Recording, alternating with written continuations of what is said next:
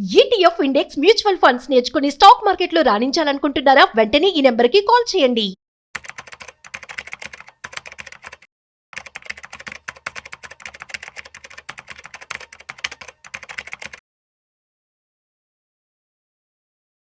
చాలామంది ఇప్పటికీ అడుగుతూ ఉంటారు, నాకు 30,000 శాలరీ వస్తుంది, నాకు 25,000 శాలరీ వస్తుంది, 50,000 వస్తుంది, ₹1,00,000 వస్తుంది, కానీ నేను ఎంత పర్సెంట్ ఆఫ్ పెట్టుబడిని నేను పెట్టుకోవాల్సి ఉంటుంది? అసలు మ్యూచువల్ ఫండ్స్లో కావచ్చు, ఇన్వెస్ట్మెంట్స్ వైజ్ కావచ్చు, సేవింగ్స్ కావచ్చు, ఎంత పర్సెంటేజ్ నేను సేవ్ చేయాలని చెప్పి రెగ్యులర్గా అడుగుతూ ఉంటారు కదా. సో మీకు కూడా ఈ డౌట్ వచ్చే ఉంటుంది. అయితే ఎంత పర్సెంట్ మనం ఖచ్చితంగా ఇన్వెస్ట్మెంట్ చేసుకోవాల్సి ఉంటుంది? దీనికి సంబంధించి పూర్తి సమాచారం ఇవాళ మనం తెలుసుకోబోతున్నాం. సో వీడియోని మిస్ అవ్వకుండా ఎండ్ వరకు చూసేయండి. అయితే వీటి గురించి మనతో చెప్పడానికి మనతో ఉన్నారు ఫైనాన్షియల్ ఎక్స్పర్ట్ గిరిబాబు గారు. వారి మాటల్లోనే అడిగి తెలుసుకుందాం. హాయ్, హలో, నమస్తే, వెల్కమ్ టు సుమన్ టీవీ. నేను మీ Rajeev Pasupuleti. So let's start. Hi sir, నమస్తే. నమస్తే అండి. సార్, ఈ క్వశ్చన్ మనం రెగ్యులర్గా వింటూ ఉంటాం. చాలామంది కూడాను మాకు శాలరీ వస్తుంది, ఎంత పర్సెంట్ మేము ఇన్వెస్ట్మెంట్ చేయాలి అని చెప్పి అడుగుతూ ఉంటారు. సో మనం 30, 20, 50 రూల్ చెప్తూ ఉంటాము. Still lot of people have confusion. ఇదంతా పక్కన పెట్టేసి ఎంత పర్సెంట్ ఆఫ్ మనీని మనం ఇన్వెస్ట్మెంట్ చేయాల్సి ఉంటుంది? మనం నార్మల్గా ఇంతకుముందు కూడా చాలా వీడియోస్లో చేసాం. Exactly 50, 30, 20. 50% is for basic needs spend చేయాలి. 20% ఈజ్ లయబిలిటీకి మీరు చేసే పేమెంట్ కానీ, లేదు అంటే లగ్జరీ ఐటమ్స్ కోసం కానీ, లేకపోతే డే టు డే మనకు పిల్లల ఫీజు అవ్వచ్చు, లేకపోతే ఇంకోటి అవ్వచ్చు, అట్లా 30%. బట్ మ్యాండేటరీ 20% అనేది సేవింగ్స్కి వెళ్ళిపోవాలి. సేవింగ్స్ అంటే నథింగ్ బట్ ఇన్వెస్ట్మెంట్. దాన్నే 50, 30, 20 రూల్ చెప్తూ ఉంటాం. అయితే ఇప్పుడు మీరు అడిగిన క్వశ్చన్కి straight answer at least not less than 20%. Okay, 20% పెట్టుబడి పెట్టాలి. కనీసం తక్కువ 15 అయినా మినిమం ఉండాల్సిందే. But 20% is ideal. ఎందుకు ఐడియల్ అంటే, నార్మల్గా ఒకప్పుడు మన ఫాదర్స్ రిటైర్ అయినప్పుడు వాళ్ళ ఏజ్ ఎంత, ఏజ్ ఆఫ్ రిటైర్మెంట్ అరౌండ్ 60+ కదా.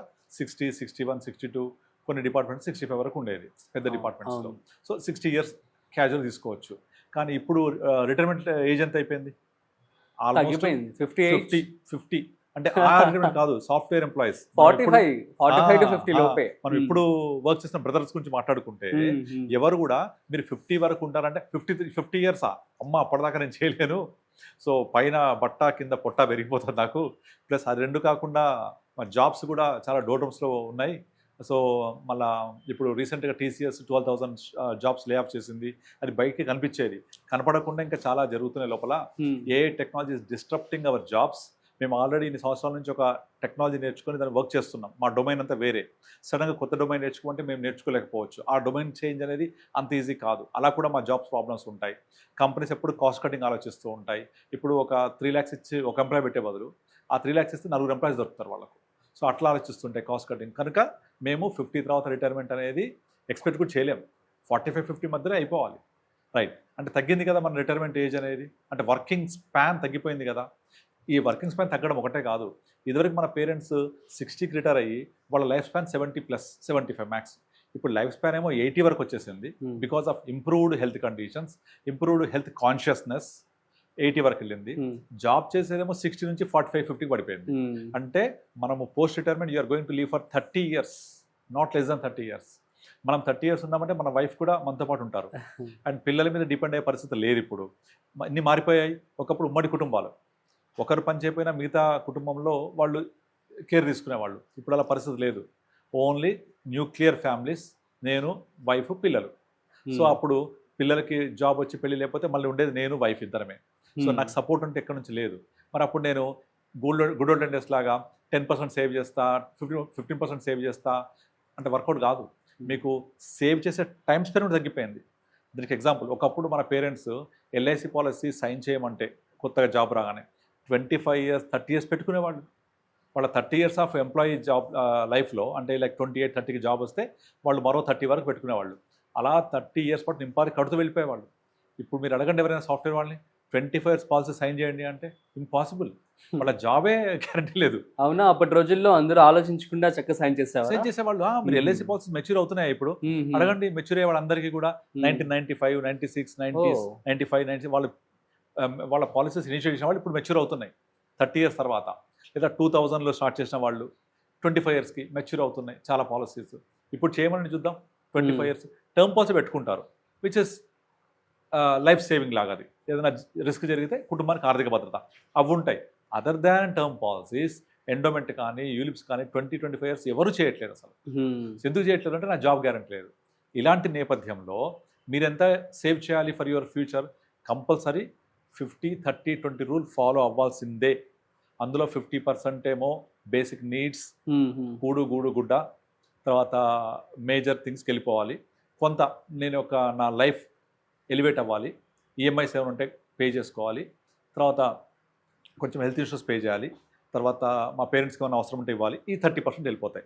రిమైనింగ్ 20% చేయాలి. ఈ 20%కి క్వశ్చన్ ఎక్కడ వస్తుందంటే, ఇప్పుడు యంగ్స్టర్స్ అడగండి, మీరు 20% సేవ్ చేయండి అంటే నాకు వచ్చే శాలరీ సరిపోవట్లేదు, నా గ్యాడ్జెట్స్కి ఈఎంఐ, అదే పోగానే బైక్ కొనుక్కోవాలి, అదే కార్ కొనుక్కోవాలి, ఈఎంఐలు కడుతూ ఉండాలి. మీరు సేవ్ చేయండి నేను ఏమంటారు సార్ వాళ్ళు, నేను ఇప్పుడు ఎంజాయ్ చేయకపోతే 50లో ఎప్పుడే ఎలా ఎంజాయ్ చేయగలను? సో ఇప్పుడు నేను బిర్యానీ తినగలను. బిర్యానీ నాకు నువ్వు వచ్చి 50 సంవత్సరాలు బిర్యానీ పెడతానంటే తింటేనేమో బీపీ, తినకపోతే డయాబెటిక్, ఆయాసం, తినకపోతే ఆయాసం, ఫాస్ట్ నడుస్తే ఆయాసం, కాళ్ళ నొప్పులు. అప్పుడు ఎంజాయ్ చేయగలిగింది నేను కాదు. నేను ఇప్పుడు ఎంజాయ్ చేయాలి కనుక స్పెండ్ చేయాలి ఎక్కువ. Right, now the question comes. So వాళ్ళు చెప్పేది కరెక్టే అది. సో నేను ఇప్పుడు ఎంజాయ్ చేయకపోతే అప్పుడైతే ఎంజాయ్ చేయగలను. అందుకే మీరు ఫ్రైడే నాడు కనుక బంజారాస్లో జూబ్లీహిల్స్ వెళ్ళండి, పబ్స్ దగ్గరికి, you will see traffic jam. Literally Friday night, Saturday night, literally traffic jam, spending money.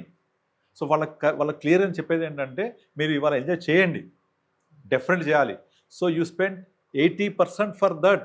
కావాలంటే మీ బేసిక్ నీడ్స్ కొంచెం తగ్గించుకోండి, ఆ 50-30లో కొద్దిగా అడ్జస్ట్ చేసుకొని 20% సేవ్ చేయకపోతే ఇక్కడ సేవింగ్ చేసే టైం తగ్గిపోయింది కదా.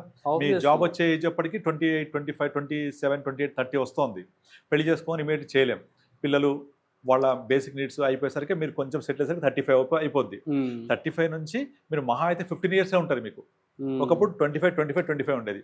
25 వరకు స్టూడెంట్, కెరియర్ సెట్, 25 జాబ్ వస్తే మీకు 25 నుంచి 50-55 దాకా ఉద్యోగంలో సేవ్ చేసుకుంటూ వెళ్ళేవాళ్ళు, ఈవెన్ 60 దాకా కూడా.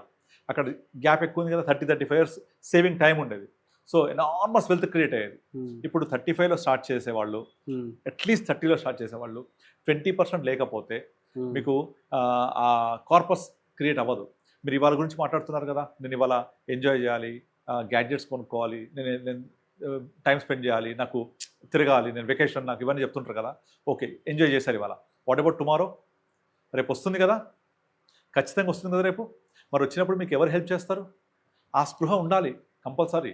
ఆ స్పృహ ఉంటేనే రేపు అనేది వస్తుంది కాబట్టి, గ్యారంటీగా వస్తుంది కాబట్టి, రేపటి కోసం కూడా ప్లాన్ మస్ట్ అండ్ షుడ్గా చేయాల్సిందే. చేయకపోతే కుదరదు. అందుకనే ఈ 20% నేను చెప్పింది. Now next comes into picture. ఎక్కడ పెట్టాలి 20%? దీన్ని మీరు ఏ సేవింగ్స్ పెట్టాలి, ఎన్ని రోజులకి ఒక కోట్ అవుతాయి, అది కూడా చెప్తాను. ఇప్పుడు నార్మల్గా మీరు ఏ సేవింగ్స్ డిపాజిట్లోనో లేకపోతే ఎఫ్డి చేస్తే కాదు. ఎవరు కూడా ప్రపంచంలో ఎఫ్డి చేసి రిచ్ కారు, ఇన్వెస్ట్ చేస్తే రిచ్ అవుతారు. సో ఇన్వెస్ట్ చేస్తే నాకు ఎంత రిటర్న్ రావాలి?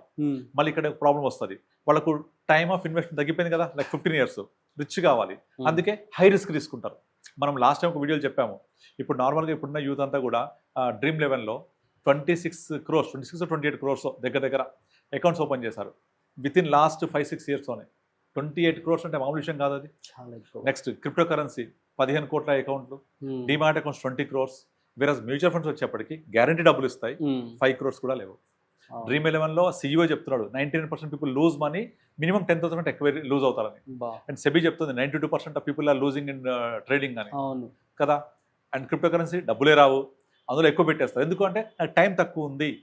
టైం తక్కువ ఉండడం వల్ల నేను ఫాస్ట్గా వెళ్ళాలి కాబట్టి నేను 20% కాదు 15% పెట్టా, నా డబ్బులు రిటర్న్ ఎక్కువ రావాలి. సో నా రిటైర్మెంట్ ఫాస్ట్ అవ్వాలి. అవుతుందా అట్లా? దూరం ఎక్కువ ఉంటే త్వరగా స్టార్ట్ అవ్వాలి. అంతే దూరం ఎక్కువ ఉంది కదా అని ఫాస్ట్గా వెళ్తే బోర్ల పడతాం. అవునా? దూరం ఎక్కువ ఉంది కదా అని ఫాస్ట్గా వెళ్ళాలని ఫాస్ట్గా వెళ్తే యాక్సిడెంట్ కూడా అవుతాయి. అదే దూరం ఎక్కువ ఉంటే ఏం చేయాలి? త్వరగా బయలుదేరాలి. అంటే మనము ఇన్వెస్ట్మెంట్ అనేది ఎర్లీ టైంలో స్టార్ట్ చేయాలి. మేబీ 15-20% స్టార్ట్ చేసి టైం ఇవ్వాలి దానికి. ఆ టైం లేదు నా దగ్గర, క్విక్గా అవ్వాలి అంటే డెఫినెట్లీ అవ్వదు, బోర్ల పడతాం. ఇక్కడ ఇంకొకటి చాలామందికి అర్థం కాని విషయం ఏంటంటే, వాళ్ళు 10 yearsలో ఏం మిరాకిల్స్ చేయగలుగుతారో అది పక్కన పెట్టి 1 yearలో ఏం చేయలేరో దాని గురించి ట్రై చేస్తూ ఉంటారు. ఐ రిపీట్, 10 yearsలో మిరాకిల్స్ చేయొచ్చు, కానీ అది వదిలేసి 1 yearలో ఏం చేయలేరో ట్రై చేస్తుంటారు. అందుకని డ్రీమ్ 11, ఈ ట్రేడింగ్, తర్వాత క్రిప్టో కరెన్సీ ఇలాంటివి ట్రై చేస్తారు. మీరు కేరళ వెళ్ళండి, విపరీతంగా లాటరీస్ కొంటూ ఉంటారు. లీగల్ కాబట్టి ఇక్కడ విపరీతం అంటే విపరీతం. అక్కడ ఒక్కళ్ళు కూడా లాటరీ గెలిచిన పాపాన పోరు. మీకు క్యాసినోకి వెళ్ళండి, ఆ టేబుల్ ఓనరే గెలుస్తాడు తప్ప Hmm. ఆడేవాడు ఎవడు గెలవడు. అయ్యో. పేకాట కూడా అదే. ఏంటంటే ఇక్కడ ఇమీడియట్ గ్రాటిఫికేషన్, డబ్బులు రావాలి, ఇమీడియట్ రావాలి, టైం లేదు నాకు, క్విక్గా వెళ్తే రాదు, పడతాం మనం, డబ్బులు పోగొట్టుకుంటాం. Yeah. టైం తీసుకోండి. Hmm. సో దీనికి ఒక రిటర్న్స్ ఎంత రావాలి, టైం ఇవ్వాలి, ఒక థంబ్ రూల్ చెప్తాను. మన దగ్గర ఒక 1 lakh ఉన్నాయనుకోండి, మీకు 2 ఆప్షన్స్ చెప్తాను నేను. ఒకటి ఎఫ్డి చేయండి. For example state bank of India, you get 6%, కానీ చాలా తక్కువ, సరిపోదు. సో ఎఫ్డి చేయను, నేను లెండింగ్ చేస్తాను, మనీ లెండింగ్. ఎంత? 24%, అంటే 2 రూపీస్ ఇంట్రెస్ట్. బట్ ఎంత రిస్క్ అందులో? చాలా రిస్క్. Risk. ఇది వద్దు, 24% మనీ లెండింగ్ రిస్క్ వద్దు, 6% ఎఫ్డి చాలా తక్కువ వద్దు. Hmm. Make it average 24 + 6 30 by 2 15. ఈ 15% అనేది higher side of Hmm. Risk full and risk free. So 15%. ఈ 15 అంటే చాలా మందికి ఎందుకు చెప్తున్నానంటే అసలు ఎంత రిటర్న్ రావాలి నాకు అనేది కూడా తెలియదు, ఎంత వస్తే బెటర్ కూడా తెలియదు. సో ఈ 15% అనేది మనం సాధించగలిగితే, which is the higher side of risk full 24%, which is not advisable, risk free 6% FD, which is not advisable. Average is 15% of this 24 + 6 30 by 15. ఈ 15% వస్తే higher side of risk full and risk free. ఒక పక్క bank FD 6%. At least bank దాటి మనం బయటకు వస్తున్నాం కాబట్టి Hmm. కనీసం బ్యాంక్ అంటే డబల్ రావాలి. ఓకే. ఎందుకంటే మీకు ఏం చేసినా సరే బ్యాంకు వెళ్ళి ఎఫ్డి చేయడం చాలా ఈజీ. 6 ఎలాగూ ఇస్తున్నాడు కనుక నేను అది దాటి బయటకు వస్తే నాకు కనీసం 12 రావాలి, అంటే Hmm. Double than the bank FD, which is 12%. So 12, 15 higher side వచ్చింది అంటే ఈ between 12-15 it's a miracle wonderful investment. ఎందుకు? రూల్ 15 మనం చాలాసార్లు చెప్తూ ఉంటాం. If invest 15,000 15 years 15%, exactly will give you 1 crore. So ప్రతి ఒక్కళ్ళు 35లో స్టార్ట్ చేసినా 50 years వరకల్లా 1 crore రిటైర్ అయిపోవచ్చు. కానీ సరిపోద్దా 1 crore? సరిపోదు. దానికి సొల్యూషన్ ఏంటి? Step up.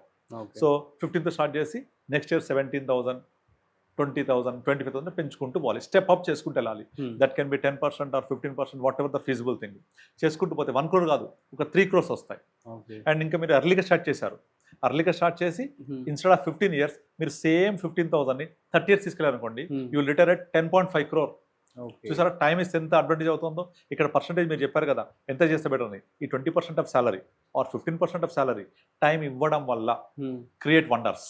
Yes. ఆ టైం ఇవ్వకుండా 20% పెట్టకుండా తక్కువ పెట్టి తొందరగా రావాలంటే అన్ని విధాలుగా నష్టమే. సో టైం ఇవ్వండి, 15-20% సేవ్ చేయండి, 15% వచ్చేలాగా ఇన్వెస్ట్ చేయండి. ఎక్కడ వస్తుంది? The only one is mutual fund. So mutual fund పెట్టడం వల్ల మీకు over period of time 15 1 crore, లేదా 15 30 years 10.5 crore, లేదా step up again 3 to 4 crores, beating inflation, retirement corpus, children education, children marriage, vacation, ఇల్లు కొనుక్కోవడం అన్నిటికీ సెట్ అయిపోతుంది. Time, money, 15%. So wonderful combination. Super sir, thank you so much. So guys మీ అందరికి అర్థమైంది కదా, మరి మీకు వచ్చేటువంటి శాలరీలో అరౌండ్ 15 to 20%. సో 20% పెట్టుకున్నట్లయితే మీకు ఎటువంటి రిస్క్ కూడా ఉండదన్నమాట. సో కాబట్టి చాలా చక్కగా మీరు ఇన్వెస్ట్మెంట్ చేసుకోవచ్చు. ఫర్ 15 years పాటు కనుక ఇన్వెస్ట్మెంట్ చేసుకున్నట్లయితే మీకు ఎక్కువ రిటర్న్స్ అయితే రావడం జరుగుతుంది. That's it. మరొక ఇంట్రెస్టింగ్ కాంటెంట్తో మళ్ళీ కలుద్దాం. అంతవరకు చూస్తూనే ఉండండి Suman TV. This is Rajiv signing off. Video నచ్చినట్లయితే like, share and subscribe. Thanks for watching.